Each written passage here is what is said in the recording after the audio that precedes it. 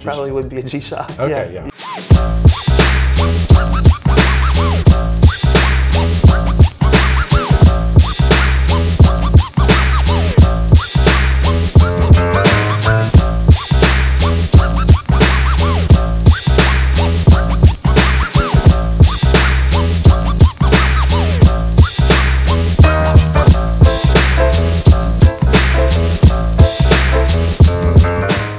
Hey y'all, I'm Thomas Hendricks with Chrono24 in New York City, and today we are lucky enough to have Mark Webber here. Mark is an actor. Thanks for having me. I know you just got off a plane. Where are you coming from? I did. I'm coming from Minneapolis, Minnesota. I'm making my 6th feature film that I've written and directed. I'm starring in. Congrats. Thank you. Yeah, it's been really challenging. You know, I have a very small crew. I work with limited resources. But it's super. And I know that's, of course, not the only project you have in the works. There's a talented actor as well. What can you tell us about that? That is called Trigger Warning. And Trigger Warning is coming out on Netflix probably sometime early next year. It's an action film. I think it's my first, it was my first action movie that I was in. And I play a dirty cop. Yeah. And what was really cool about it is that the film was directed by a woman. The producers were all women. The stunt team and stunt coordinators were all women. The DP was a woman. And so, you know, going into what would, you know, typically used to bro environment to make an action film, it was really cool, you know, doing it in this way. And I had a blast. And Jessica's amazing, and she kicks serious ass in this movie, and I think people are gonna really dig it.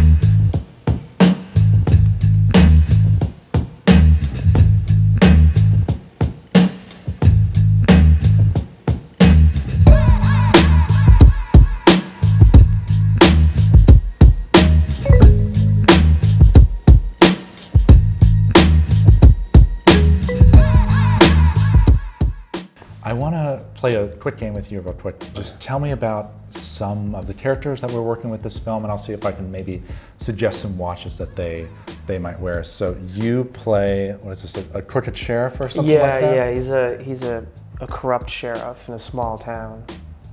Okay, in what time period are we talking? Contemporary, now. Okay. Yeah. So he probably needs something a little bit more rugged with some like kind of blue collar roots, but a little jazzed up a little bit, maybe like, I don't know, like a two-tone Submariner or something like that. So you get that kind of like military angle, but a little bit of gold in there as well, and just an extra $10,000 on top of retail kind of thing. I like that. What? Yeah. Who else is we? Let's see. This is a challenging one. What about so the film Scott Pilgrim I was in? Mm-hmm. I play the singer Stephen Stills, named after Stephen Stills, but not playing Stephen Stills. That's my character's name. And so I'm the lead singer of this kind of grungy punk rock band that's not that great, but they're trying really hard. And that's like contemporary-ish, 90s maybe, kind of bounces around. Just let's say, or like band gear, for example, or just like going out? That's why challenging, not a lot of money. Yeah. Probably not very much at all. Okay, so I would think probably really like a Seiko diver, or probably a G-Shock if I really had to put it G-Shock. down. I think it actually probably would be a G-Shock. Okay, yeah. Great watches, I have one, I think everyone has one. Yeah, so, I used to love my G-Shock.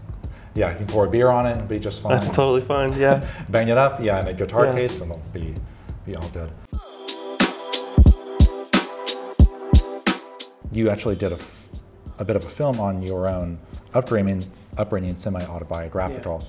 I know you claim, like, you know, we worked in a very luxurious industry and rub elbows, a lot of that sort of thing. But I want to just know, like, coming from a little more of like a salt in the earth kind of upbringing, you've gotten older and traveled around a little bit more.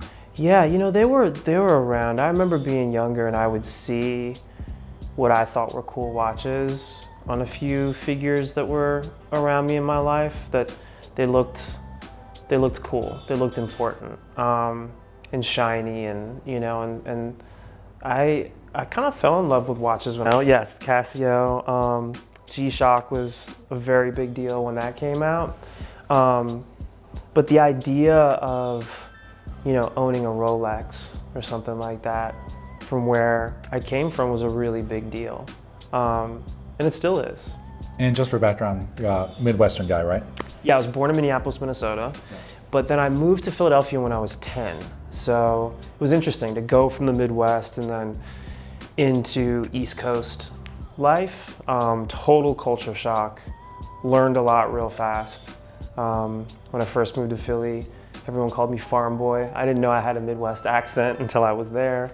So it was an interesting transition. Yeah, I'm sure they meant it lovingly.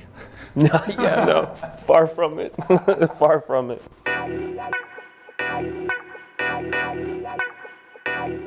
Major narrative element that a lot of people use. You know, looking back over your work, both in ones where you've been in front of the camera and behind the camera, how has time kind of worked its way into those and affected the trajectory of what's going on? You know, it's interesting, when you make feature films, right, it's almost like you have this set amount of time already. You can be 90 minutes, an hour and a half long. Anything over 2 hours can risk feeling slow or indulgent. And so I try to hit around the 90-minute mark. And it's interesting when you have that kind of, that framework already laid out for you. You're like, okay, I need to tell a story in 90 minutes. And of course you start to look at things in a 3-act structure, and that also boils down to time too. You're like, within the first 15 minutes of your movie, you effectively need to convey enough stuff, right? And in that second act, it has to take a turn. And then how do you resolve it in the third act? But you can also break that rule kind of wide open.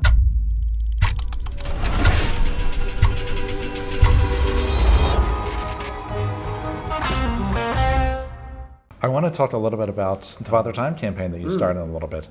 We put you through a lot of different scenarios, a lot of different time periods. You were in a casino, you were on a boat.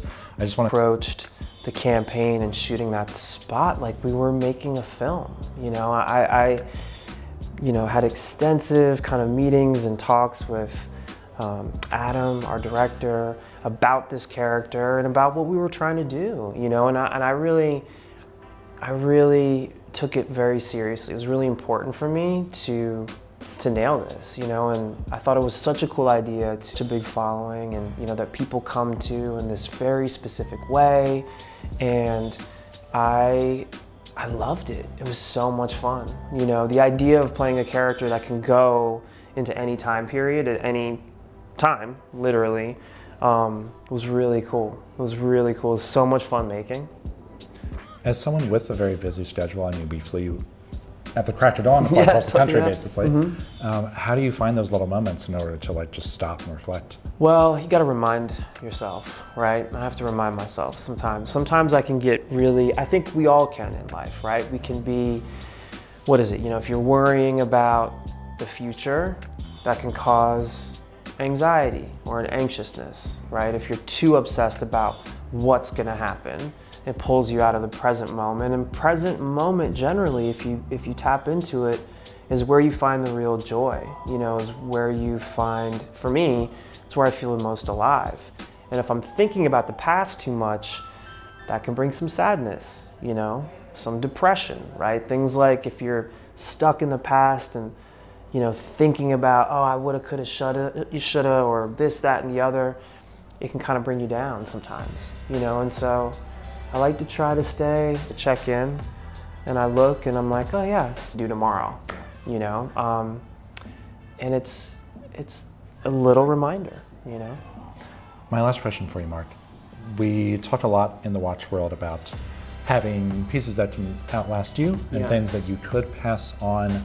Are there any things in your life, watches or otherwise, that you're like, oh, I know I want to have this around to pass on to your kids later on? I don't have a particular thing or an item. All I have are, you know, just these moments together. I think for me, for my kids, and what I would want to pass on is the things that I'm talking about right now. I would love it if my children stay as present as possible, you know? And I really truly feel like that's where we find the most joy in life. And if my kids can also pass along compassion and openness and kindness and love, all my compassion, all my openness needs the most of, you know? I think that's a great place to end this.